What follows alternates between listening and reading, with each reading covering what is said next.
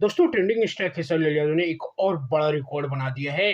सिर्फ 4 महीने पे गाने पे 200 मिलियन। दोस्तों बात करें हम नींबू खरबूजा वाले 2 गाने के बारे में।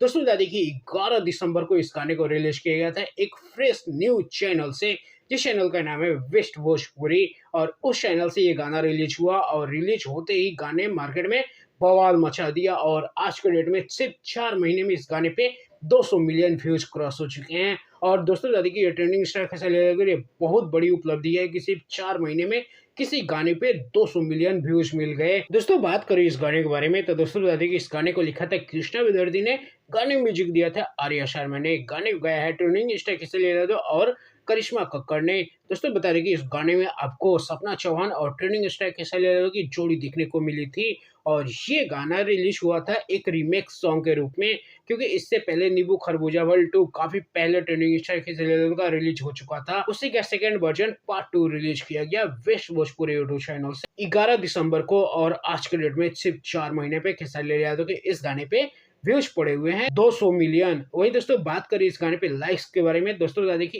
1.8 मिलियन इस गाने पे अभी लाइक्स मिले हुए हैं। दोस्तों कमेंट की बात करें तो दोस्तों बता दें कि 1 लाख कमेंट भी इस गाने पे अभी तक मिल चुके हैं। और दोस्तों एक खुशखबरी की बात ये भी है कि हर दिन इस गाने पे 2 मिलियन कैसे भी व्यूज आ ही रहे हैं।